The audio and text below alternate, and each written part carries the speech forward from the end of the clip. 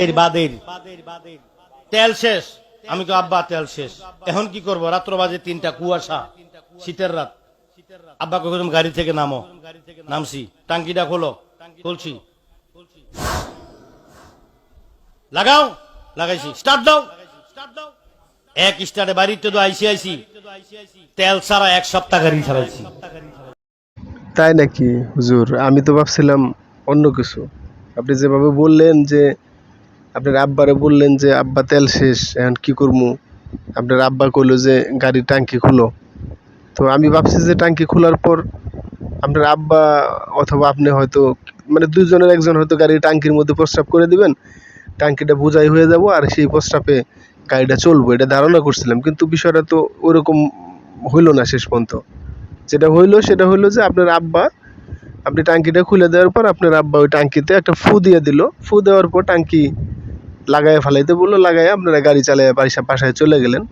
তো শুধু বাসায় না, বাসায় যাওয়ার পর নাকি পরবর্তী 1 সপ্তাহ যাবত ওই এক ফুতেই গাড়ি চালাইছেন।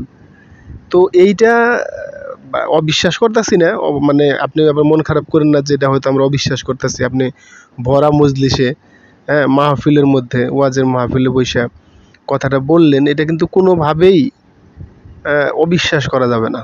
কারণ বাংলাদেশের হুজুররা যদি মাহফিলে বইসা কোনো কথা বলে, কোনো ফতোয়া দেয়, কোনো কিচ্ছা, গল্প, কাহিনী, রূপকথা শোনায়, সেইটা বিশ্বাস করতে হবে লাজিম।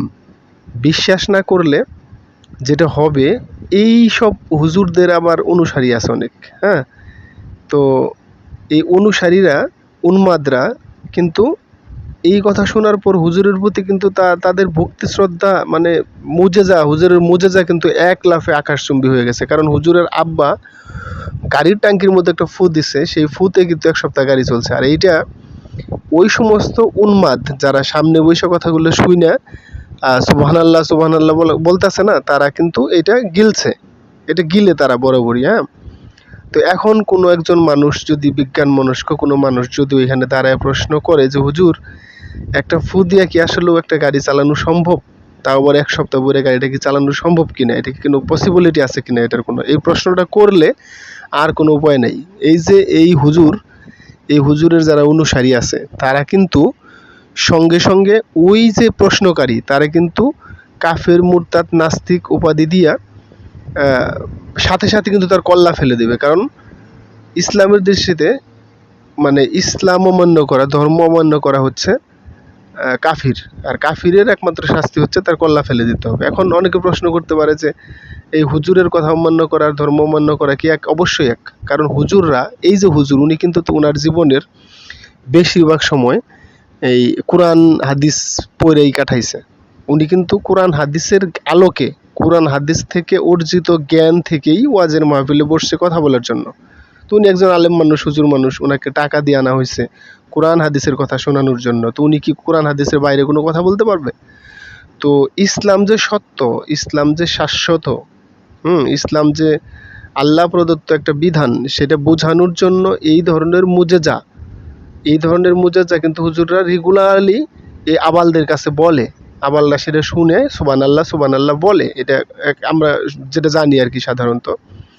তো এই হুজুর, তো এই হুজুরের আব্বা তো মানে গাড়ির তেলের ট্যাঙ্কির মধ্যে ফু দিয়া গাড়ি চালাইছে, এটা তো বিশ্বাস করতে হবে। কারণ বাংলাদেশে হুজুরদের আরো অনেক অনেক অনেক মুজিজা আছে। যেমন আমাদের ইব্রাহিম হুজুর কিন্তু করোনার ওষুধ বানাইছিল, কিন্তু দুঃখের বিষয় সেই ওষুধটা আমেরিকার বিশেষজ্ঞরা চুরি করে নিয়ে যায়, কিন্তু তারা করোনার প্রতিষেধক টিকা বানিয়ে ফেলাইছে। দুঃখের বিষয় ইব্রাহিম হুজুর হয়তো সেইটারে কাজে লাগাইতে পারে নাই। আরেকটা বিষয় হলো যে এই যে হুজুররা, এরা কিন্তু মাঝে মাঝে এমন সব মুজেজা নিয়ে আসে, কোনো হুজুর জিনের সাথে কথা বলে, জিনের সাথে দাওয়াত খায়, তারপরে জিনের মাধ্যমে মিষ্টি নিয়ে আইসে ভরা মজলিসে মাহফিলের মধ্যে, ওয়াজের মাহফিলে শত শত মানুষকে সেই মিষ্টি খাওয়াইছে, এরকম মুজিজাও আমরা শুনি। আবার কোনো হুজুর পানির উপরে যায় নামাজ বিছাইয়া সেখানে নামাজ পড়ে দেখাইছে, গাছের উপরে নামাজ পড়ে দেখাইছে, গোড়ার উপরে, গরুর উপরে নামাজ পড়ে দেখাইছে। এগুলা আমরা জানি। আমাদের জমিনে মসজিদ, বাংলাদেশটা বিশেষ করে ঢাকা শহরটা হচ্ছে মসজিদের শহর। সেখানে হাজার হাজার মসজিদ থাকার পরে এই হুজুররা, হ্যাঁ, পাখির পিঠে, গরুর পিঠে, ঘোড়ার পিঠে, গাছের ডালে, মগ ডালে, পানির উপরে যায় নামাজ বিছাইয়া, আবার কেউ গলা পানিতে নাইমা দাঁড়ায়ও নামাজ পড়ে। এটা খুব নর্মাল জিনিস বাংলাদেশের হুজুরদের জন্য।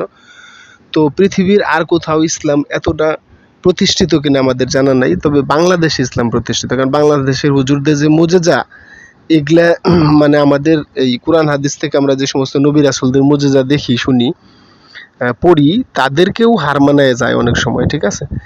তো আমার কথা হচ্ছে যে এই সব হুজুরদের এই আবলামি, এই ধরনের কথাবার্তা, এগুলা ততদিন বেঁচে থাকবে পৃথিবীতে যতদিন এই হুজুরদের সামনে বসা আবালগুলা, উন্মাদগুলা যতদিন এই হুজুরদের ওয়াজ শুনবে এবং ওয়াজ শুনে শুনে সুবহানাল্লাহ সুবহানাল্লাহ বলবে, ততদিন এগুলা চলতে থাকবে। তো হুজুর সমস্যা নাই, আপনি আগায় যান। আপনি, আপনার আব্বা একজন কামেল ছিলেন, আপনিও নিশ্চিন্তে কামেল। আপনার জন্য শুভকামনা রইল।